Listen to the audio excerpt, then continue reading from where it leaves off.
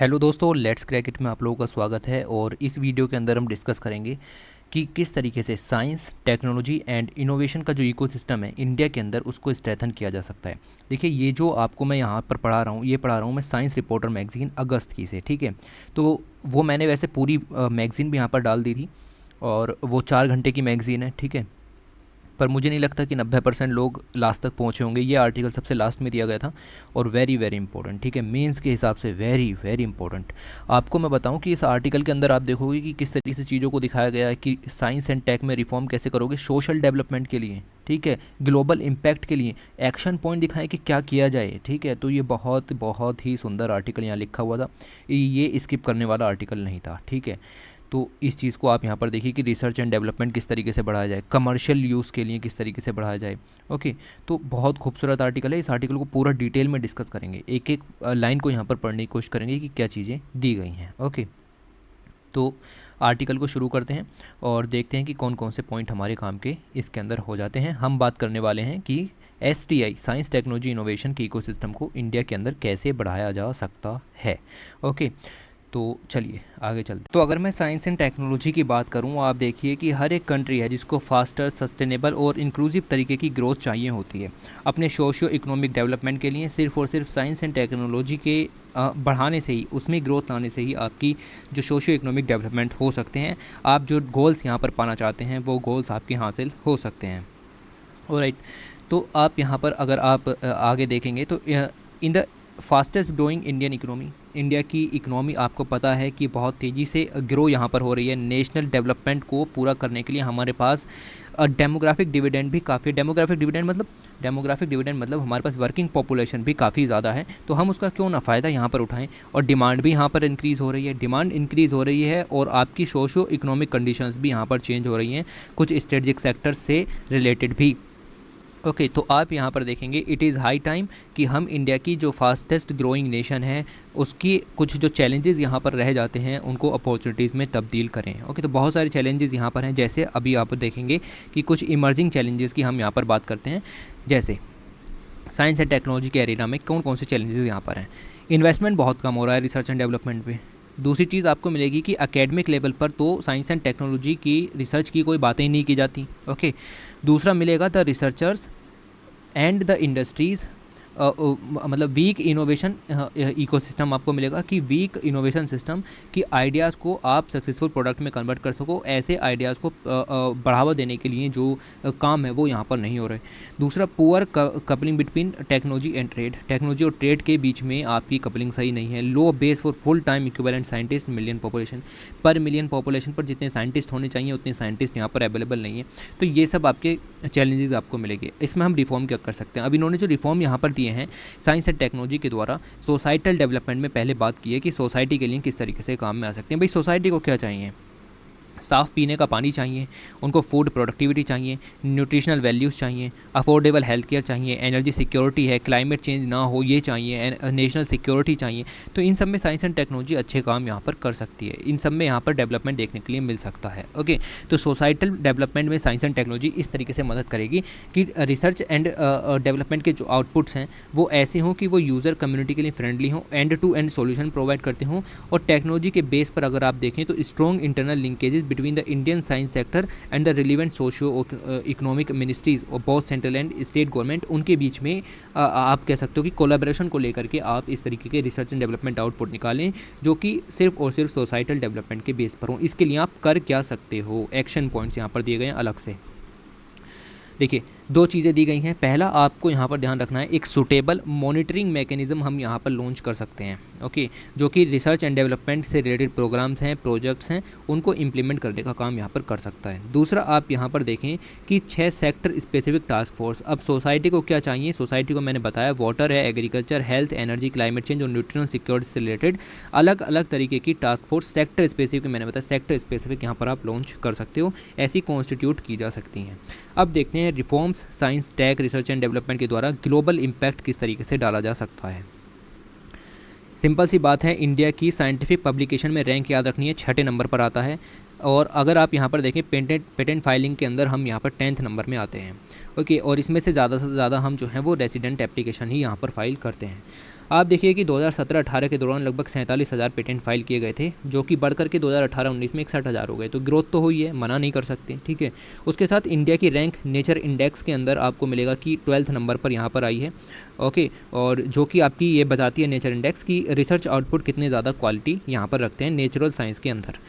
Global innovation index के अंदर 2015 में हमारी रैंक 81 थी और अब 2020 में देखें तो 48 हो गई है। तो इस सब का क्या मतलब है? इस सब का मतलब है कि इंडिया के अंदर रिसर्च एंड डेवलपमेंट का जो पोटेंशियल है वो यहाँ पर बढ़ा तो है, और उसको और ज़्यादा बढ़ाने के लिए हम क्या कर सकते हैं? तो ये कुछ सुझाव यहाँ पर दिए गए हैं। पब्लिक इन्वेस्टमेंट को बढ़ाना पड़ेगा और साथ ही प्राइवेट सेक्टर को भी कहना पड़ेगा कि भैया रिसर्च एंड डेवलपमेंट करो ज़्यादा से ज़्यादा। और आप यहाँ पर देख सकते हो कि रिसर्च एंड डेवलपमेंट में जितने साइंटिस्ट इन्वॉल्व हैं उनकी स्ट्रेंथ को डबल करने की ज़रूरत है, ओके। उसके बाद मिलेगा फोकस ऐसी टेक्नोलॉजीज़ पर करना है जो कि डिसरप्टिव टेक्नोलॉजीज़ कहलाई जाती हैं। अब आप यहाँ पर देखिए टेक्नोलॉजी को यहाँ पर लिखा है फोकस करना है और साथ ही आपको लिखा हुआ है डिसरप्टिव। तो टेक्नोलॉजी के निगेटिव्स भी हैं, टेक्नोलॉजी के पॉजिटिव्स भी हैं, हमको सही तरीके से यूज़ करना है। बहुत सारी नई टेक्नोलॉजीज़ हैं जैसे बिग डाटा एनालिटिक्स है, बिग डाटा ऑटोमेशन है, आर्टिफिशियल इंटेलिजेंस है, इंटरनेट ऑफ थिंग्स है, ब्लॉकचेन है, साइबर सिक्योरिटी है, ये सब काम आप यहाँ पर कर सकते हो, ओके। तो इन टेक्नोलॉजीज़ का बूस्ट आप यहाँ पर कीजिए। उसके बाद अगर आप यहाँ पर देखें हम फॉर्मुलेट कर सकते हैं, बल्कि हमने कर लिया है, फॉर्मुलेट किया है mission mode project like the national mission on inter disciplinary cyber physical system. Cyber physical system इसका मतलब ये है कि आपको साइबर से रिलेटेड जो इंफ्रास्ट्रक्चर है वो यहाँ पर तैयार करना है, ओके। दूसरा आपको मिलेगा national mission on quantum technologies and applications like the quantum की डिस्ट्रीब्यूशन और आप बहुत सारे क्वांटम कंप्यूटिंग, ठीक है, इन सब चीज़ों पर आपको फोकस यहाँ पर करना है। और ग्लोबल कोलैबोरेशन तो बिल्कुल नहीं भूलना है related to the global issues, ठीक है। तो बहुत सारे अलायंस आपको करने हैं, department of science and technology का ये काम आपका बताया गया है। उसके बाद देखें कि reforms science technology research development के ज़रिए किस तरीके से जो लूप होल्स यहाँ पर रह गए हैं उनको पूरा करने में किया जा सकता है, साथ ही स्पिरिट और कॉम्पिटिटिवनेस को बढ़ावा देने में किया जा सकता है। कुल मिला के science tech and research and development को बढ़ावा दिया सकता है by synergy between the government, public sector and private sector institutions.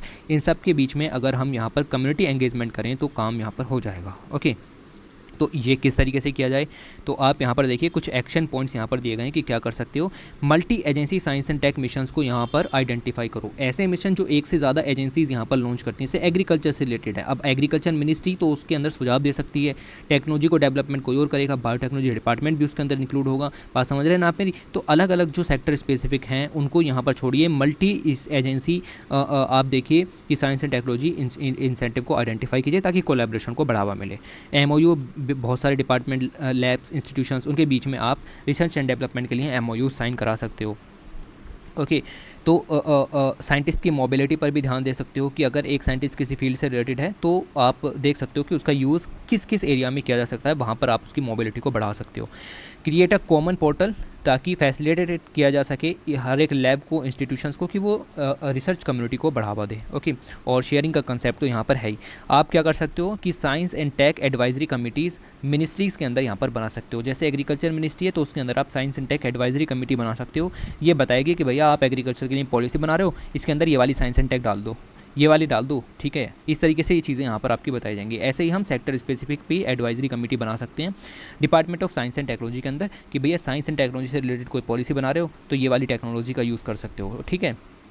आप यहाँ पर देखेंगे कि हर एक मिनिस्ट्री को 1% of their budget non lapsable fund के रूप में अप्रूव करना होगा कि रिसर्च एंड डेवलपमेंट को बढ़ावा मिले। ये एक्शन प्लान है।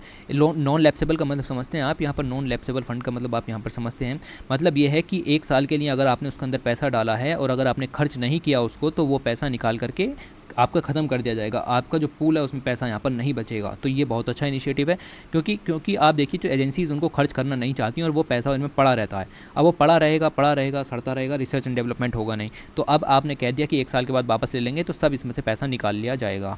Identify major areas science and technology के मेजर एरियाज़ को यहाँ पर देखा जाए जो नेशनल प्रायोरिटीज़ के हैं उनके ऊपर पहले इंटरवेंशन यहाँ पर लिया जाना चाहिए। इंटरनेशनल कम्पिटिटिवनेस को बढ़ावा दे सकते हो और विज़न 2035 को पूरा करने के लिए नए टेक्नोलॉजिकल एरियाज़ को आइडेंटिफाई कर सकते हो। साइंस एंड टेक्नोलॉजी के जरिए अगर आप देखें तो commercialisation of technology developed in the government laboratories के अंदर जो टेक्नोलॉजीज़ यहाँ पर डेवलप्ड हुई हैं उनका कमर्शलाइजेशन किस तरीके से किया जाए उसमें रिफॉर्म्स कर सकते हैं, ओके। तो इसके लिए आप देखें तो हमें टेक्नोलॉजी ट्रांसफ़र का कॉन्सेप्ट यहाँ पर आ जाता है कि there is a need to set up a dedicated institution for technology transfer के लिए एक डेडिकेटेड इंस्टीट्यूशन यहाँ पर होना चाहिए। तो उसके लिए आप देखिए कुछ एक्शन प्लान इंश्योर करना है industry partnership right from the conceptualisation state, मतलब शुरू से ही आपको, जब उसने कंसेप्ट ही डेवलप किया, अभी प्रोडक्ट बन करके तैयार भी नहीं हुआ है, तभी से आपको कोलैबोरेशन बना करके रखना है कि भैया टेक्नोलॉजी ट्रांसफ़र होगा। ठीक है, तो ये काम आप यहाँ पर कर सकते हो। ओके उसके बाद आप देखोगे कि एक national technology portal of indigenous technologies आप यहाँ पर तैयार कर सकते हो ताकि ज़्यादा से ज़्यादा कमर्शलाइजेशन को बढ़ावा दिया जा सके। ओके क्रिएट कर सकते हो an empower technology commercialization cell. तो ये आपका टेक्नोलॉजी के कमर्शलाइजेशन को बढ़ावा देने के लिए आप सेल यहाँ पर बना सकते हो जो कि टेक्नोलॉजी की अप स्केलिंग करेगा। आप यहाँ पर देखिए डेमोन्स्ट्रेट करेगा, पायलट प्रोडक्शन को बढ़ावा देगा एट द इंडस्ट्रियल लेवल, और आप यहाँ पर देखोगे कि फॉर्मल टेक्नोलॉजी ट्रांसफ़र को बढ़ावा देगा और इंडस्ट्री डेवलपमेंट जो टीम्स हैं उनके बीच का जो गैप है उसको यहाँ पर कम करने की कोशिश करेगा। टेक्नोलॉजी कंसल्टेंसी सर्विसेज भी ये प्रोवाइड कराने का काम करेगा। आप चलते हैं आगे और देखते हैं कि science and tech research and development के जरिए स्टार्टअप इकोसिस्टम में कौन कौन से रिफॉर्म्स लाए जा सकते हैं। तो यहाँ पर अगर आप देखें तो इंडिया की रैंक 100 कंट्रीज़ के अंदर 20 नंबर पर आता है इंडिया स्टार्टअप इकोसिस्टम को प्रोवाइड कराने में। बहुत सारी स्कीम सरकार ने यहाँ पर चलाई हैं, जैसे funds for startups, India aspiration fund, venture capital scheme है, मल्टीप्लायर ग्रांट स्कीम है, ये सब काम यहाँ पर चल रहे हैं। नीति आयोग ने 13 अटल इंक्यूबेशन सेंटर बनाए हैं। 13 अटल इंक्यूबेशन सेंटर किस स्कीम के अंदर बनाए होंगे? सोचो कौन सी स्कीम के अंदर ये सब यहाँ पर बनाए होंगे? भाई एक ही तो स्कीम है आपकी नीति आयोग की, that is for Atal innovation mission. इसके अंदर ही इंक्यूबेटर सेंटर्स यहाँ पर तैयार किए हैं। ठीक है, तो ये सेंटर यहाँ पर बनाए। अटल टिंकरिंग लैब भी यहाँ पर स्कूल लेवल पर बनाई जाती हैं, याद रखना, नॉट आपकी यूनिवर्सिटी लेवल पर नहीं बनाई जाती। ओके, तो ये चीज़ भी आप यहाँ पर याद रखना। रिसर्च पार्क्स यहाँ पर बनाए गए हैं। ठीक, तो इस तरीके से आपके बहुत सारे department of science and technology, human resource department, इन सब के बीच में यहाँ पर काम चल रहा है स्टार्टअप इंडिया वगैरह स्कीम्स को बढ़ावा देने के लिए। फिर आपके पेटेंट रूल्स 2003 और ट्रेडमार्क रूल्स 2017। ओके, तो 2017 के ट्रेडमार्क रूल्स भी आपके यहाँ पर हैं। इनमें अमेंडमेंट किए गए ताकि इनको और ज़्यादा यूज़र फ्रेंडली यहाँ पर बनाया जा सके। हमने इसके अंदर कहा कि अगर आप पेटेंट फाइल करते हो तो पेटेंट फाइल करने में जो भी फीस आपकी लगती है उसका 80% हम देंगे, और अगर आप ट्रेडमार्क फाइल करते हो तो 50% फीस हम देंगे। ठीक है, तो इससे क्या पड़ेगा? इससे आपका असर पड़ेगा, जो भी पेटेंट फाइल कर रहा है उसको थोड़ी सी फाइनेंशियल ऑटोनॉमी, फाइनेंशियल स्वायत्ता हम यहाँ पर हासिल कराने की बात कर रहे हैं। ओके, तो ऐसे ही बहुत सारी स्कीम्स हैं जो कि आपको 50% तक का छूट यहाँ पर देंगी अगर आप पेटेंट फाइल करते हो, तो आपको यहाँ पर काफ़ी फ़ायदा देखने के लिए मिलेगा। इसके लिए हम और भी कुछ कर सकते हैं, जैसे आप यहाँ पर मिलेगा कि एंजल इन्वेस्टमेंट को बढ़ावा दे सकती है सरकार, और आप देखें तो एबोलिशन ऑफ एंजल टैक्स और giving other kinds of tax benefit, सरकार टैक्स बेनिफिट दे सकती है। ओके, आप देख सकते हो कि सीड फंड यहाँ पर सेटअप किया जा सकता है। What is seed fund? Actually what is seed fund? तो सीड फंड के बारे में याद रखिएगा कि सीड फंड जो है वो एक स्टार्टअप है, वो स्टार्टअप की इतनी लाइफ है मान लीजिए, तो उसकी लाइफ जब यहाँ पर शुरू हुई है तो लाइफ शुरू होने के दौरान स्टार्टअप को पैसे की बहुत ज़्यादा ज़रूरत पड़ेगी, वो पैसा प्रोवाइड किया जाएगा बाई सीड फंड। याद रखना, सीड फंड किसी भी स्टार्टअप की, किसी भी कंपनी की प्रारंभिक अवस्था में यूज़ किया जाता है। ठीक है, तो शुरुआत में इनिशियल स्टेजेस में सीड फंड को यूज़ करने के लिए आप इस काम को यहाँ पर करोगे। ओके, नए स्टार्टअप्स को यहाँ पर एनकरेज किया जा सकता है, अलग अलग स्कीम सरकार की मिल जाएंगी।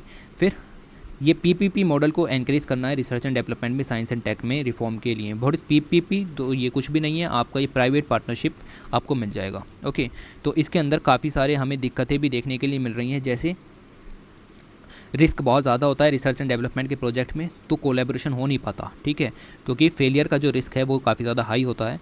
फंडिंग एजेंसीज़ आप यहाँ पर देखें जो हैं वो प्रोवाइड करती हैं loans to the private partners, but in case of failure honest risk takers are penalize. तो जिसने रिस्क लिया है उस पर यहाँ पर दिक्कत होती है। तो जैसे आप यहाँ पर देखें, रिसर्च करने वाली फर्म नहीं होगी, रिसर्च करने वाले साइंटिस्ट होंगे। अब साइंटिस्ट रिसर्च करेगा, फेल साइंटिस्ट होगा, लेकिन लोन तो प्राइवेट कंपनी ने लिया है, अब वो किससे करेगा? साइंटिस्ट से। तो दिक्कत किस पर आएगी? साइंटिस्ट पर। ओके, तो ये सब, ये या तो कॉन्ट्रैक्ट वगैरह हुआ हो या फिर कोई काम हुआ हो, तब इस तरीके से आप बच सकते हो। और एक तो ये फियर यहाँ पर लगा रहता है कि भैया फेल हो गए तो फंड कहाँ से वापस देंगे। तो present investment in PPP in research and development is very meagre. Excessive auditing का कंसेप्ट यहाँ पर आ सकता है। ठीक है, तो इसके लिए आप एक्शन पॉइंट भी यहाँ पर उठा सकते हो, जैसे contribution by the startup company PPP in research and development, ताकि उसको टैक्सेशन में थोड़ी सी छूट प्रदान की जा सकती है। ओके तो वही सब चीज़ें आपको बार बार रिपीट करने के लिए दिखेंगी कि अगर आप लोन ले रहे हो तो इंटरेस्ट रेट को कम रख सकते हो। And innovation development and translation board यहाँ पर तैयार कर सकते हो कि फंड फॉर पीपीपी मॉडल्स यहाँ पर वो एस्टेब्लिश कर सके। एक अम्ब्रेला फंड यहाँ पर तैयार कर सकते हो, जैसे innovation development and translation fund है। ओके तो ये आपका क्रिएट किया जा सकता है under the innovation development and translation board. Okay तो ये चीज़ आप यहाँ पर ध्यान में रखेंगे। ऑलराइट तो उसके बाद अगर आगे बढ़ें तो पीपीपी मॉडल के लिए जो फंड है क्रिएट किए जा सकते हैं नॉन लैप्सेबल तरीके से। मैंने बता दिया क्या होता है। Intellectual properties should be exclusively licensed to the industries and the industry concerned will be commercialize the product within the specific time scale। एक स्पेसिफिक टाइम स्केल के लिए ही आईपी प्रोडक्ट्स को यहाँ पर लॉन्च किया जा सकता है। इंटेलेक्चुअल प्रॉपर्टी एक स्पेसिफिक टाइम के लिए आप यहाँ पर दे सकते हो। ऑलराइट तो ये कुछ इनिशिएटिव्स हैं, कुछ काम हैं यहाँ पर चल रहे हैं। आगे चलें तो science and tech management system को इम्प्रूव करने के लिए साइंस एंड टेक्नोलॉजी में क्या रिफॉर्म्स किए जा सकते हैं। ओके तो आप यहाँ पर देखोगे कि मैनेजमेंट सिस्टम का मतलब है कि जो आपके रिसर्चर्स हैं उनको ऑटोनॉमी प्राप्त हो, आइडिया मतलब इंडिविजुअल आइडिया को फ्रीडम अवेलेबल हो, फ्लेक्सिबिलिटी हो कि वो अपने आइडियाज़ हैं उनको थोड़ा सा आगे लेकर के जा सकें। ठीक है और आप देखोगे कि लिबरल फंडिंग अवेलेबल हो, एकेडमिक लेवल से ही यहाँ पर रेस्पॉन्स शुरू हो जाए सोसाइटल एंड इंडस्ट्रियल डोमेन्स के अंदर भी। और कुल मिलाकर के यहाँ पर जो इथिक्स वाली बातें यहाँ पर लिखी हुई हैं कि आपको डिस्टर्ब नहीं करना है। अगर कोई आइडिया किसी के पास आया और वो कुछ करना चाह रहा है तो आपको उसको डिस्टर्ब नहीं करना, आपको उसको कंड्यूसिव इकोसिस्टम यहाँ पर प्रोवाइड कराना है ताकि वो हाई क्वालिटी रिसर्च यहाँ पर कर सके। ओके तो ये सब कराने के लिए अगर आप आगे देखें तो क्या कर सकते हो आप यहाँ पर एक एपेक्स बॉडी क्रिएट कर सकते हो जो कि क्रिटिकल एवोल्यूशन कर सकती है कि प्रेजेंट स्टेट क्या है साइंस एंड टेक्नोलॉजी की। इस science and technology policy planning कर सकती है, फ्यूचर की नीड्स को देखते हुए आपकी असेस कर सकती है कि भाई इस टेक्नोलॉजी की ज़रूरत पड़ रही है, इम्पैक्ट चेक कर सकती है कि क्या इम्पैक्ट हो रहे हैं साइंस एंड टेक के, रिसर्च एंड डेवलपमेंट उसके लिए फंडिंग भी प्रोवाइड की जा सकती है। और साथ ही आपको ब्यूरोक्रेटिक माइंडसेट से यहाँ पर गेट रेट ऑफ होना पड़ेगा, मतलब जो ब्यूरोक्रेटिक लोग हैं वो आकर के आपको यहाँ पर परेशान ना करें कि भैया क्या कर रहे हो, वो जल्दी करो काम। ठीक है तो ब्यूरोक्रेटिक माइंडसेट आपको पता ही है। कुल मिलाकर के हमें जो आपका गवर्नमेंट है और साइंस एंड टेक्नोलॉजी से रिसर्च सिस्टम है उसको अलग रखने का कोशिश करना है। रिसर्च एंड डेवलप के इन्वेस्टमेंट को यहाँ पर बढ़ाना है, that is very very important. आप देखें तो जीडीपी का कितने % हिस्सा हम यहाँ पर ख़त्म करते हैं रिसर्च एंड डेवलपमेंट के लिए, तो हार्डली 0.6 to 0.7% तक यहाँ पर खर्च हम यहाँ पर कर पाते हैं। ओके अगर हम कंपेयर करें अलग अलग कंट्रीज से तो यूएसए यहाँ पर 2.8% ऑफ इस जीडीपी यहाँ पर खर्च करता है, चाइना 2.1, कोरिया आप देखिए ठीक है 4.2%। ऑलराइट तो ये सब इतना यहाँ पर खर्च करते हैं। तो सेंट्रल गवर्नमेंट की बात करें तो ये तो हम कुछ भी खर्च नहीं कर रहे। तो अब रिसर्च एंड डेवलपमेंट को बढ़ावा देने के लिए क्या कर सकते हो, अपनी जीडीपी का 2% खर्च करो रिसर्च एंड डेवलपमेंट इन्वेस्टमेंट पर और प्राइवेट सेक्टर को बढ़ावा दो कि भाई ये काम करे।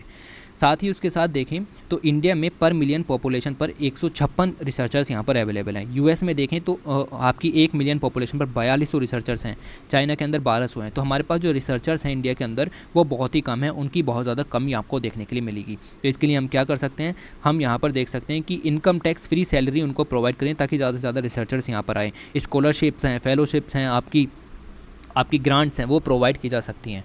ओके तो रिसर्चर्स के लिए करियर पाथ भी प्रोवाइड करना है। बायोटेक्नोलॉजी सेक्टर में क्या रिफॉर्म्स किए जा सकते हैं, तो बायोटेक्नोलॉजी सेक्टर की अगर हम बात करें तो इंडिया की बायो इकोनॉमी 2019-20 में $62 बिलियन के करीब यहाँ पर खड़ी हुई है और $128 बिलियन पर पहुँचानी है 2025 तक। ठीक है बायोटेक्नोलॉजी की जो रिलेटेड इकोनॉमी है उसको हमें 2025 तक $128 बिलियन पर पहुँचाना है। याद रखना भाई ये पॉइंट। ठीक है तो क्या कर सकते हो, बहुत सारे काम यहाँ पर दिए हैं बायोटेक्नोलॉजी जो कि एक इंपॉर्टेंट रोल प्ले कर सकती है। उसके लिए क्या कर सकते हो, तो आप देखो कि क्लिनिकल ट्रायल जो इंफ्रास्ट्रक्चर है, रिसर्च फैसिलिटीज़ हैं उनको इंप्रूव कर सकते हो। मेडिसिनल इंफ्रास्ट्रक्चर है, रिसर्च एंड डेवलपमेंट से रिलेटेड इंफ्रास्ट्रक्चर है, उसमें सरकार अपना जो स्पेंडिंग है उसको ज़्यादा कर सकती है। स्टार्टअप्स हैं या फिर एमएसएमईज़ हैं बायोटेक्नोलॉजी में, उनको इंप्रूव किया जाए, उनकी इफिशिएंसी को बढ़ाया जाए, टैक्स हॉलीडेज़ दिए जाएँ, टैक्स ब्रेक्स यहाँ पर दिए जाएँ। ओके पेटेंट फाइलिंग के लिए जैसे 50% 80% तक छूट यहाँ पर है। लाइसेंसिंग में कोई दिक्कत नहीं आनी चाहिए। Research and development tax credits available करा सकते हो।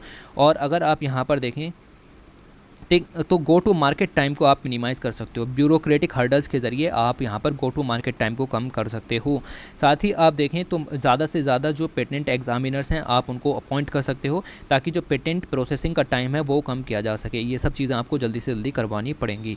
ओके साथ ही जो प्रोफेशनल हैं स्टूडेंट्स हैं उनको रिटर्न करके आना है। जो बाहर पढ़ने के लिए जाते हैं दूसरी कंट्रीज़ में बायोटेक्नोलॉजी से रिलेटेड कोर्स को, उनको वापस लेकर के आना है कि वो वहीं ना अटक जाएँ कि वहीं हम रिसर्च करेंगे, इंडिया नहीं आ रहे वापस, उनको लेकर के आना है इंडिया। ठीक ठीक है। Non for profit research organization हम क्रिएट कर सकते हैं जो कि बायोलॉजिकल करेक्टरिस्टिक्स हैं, उनके वेरिएशन से अलग अलग डेवलपमेंट में उनको देख सकें। ओके तो आप देखोगे रिव्यू ऑफिस बना सकते हैं हम यहाँ पर। ओके और जो प्रोसेसेस हैं, जो प्रोसीजर्स हैं, अलग अलग प्रोसेसेस हैं कि भाई बिज़नेस खोलना है या फिर कंस्ट्रक्शन परमिट चाहिए तो उसके लिए काफ़ी देर नहीं लगनी चाहिए, उन सब प्रोसीजर्स को यहाँ पर कम करना पड़ेगा। रिसर्च है, साइंटिस्ट हैं, उनके बीच में मोबिलिटी को बढ़ाना पड़ेगा, इंडस्ट्री अकेडमी इन दोनों के रिलेशनशिप को इम्प्रूव करना पड़ेगा, डेवलप करना पड़ेगा इंडियन स्टैंडर्ड्स को और सर्टिफाइंग प्रोडक्ट्स को, ताकि इंडिजीनियस प्रोडक्ट को भी यहाँ पर बढ़ावा मिल सके।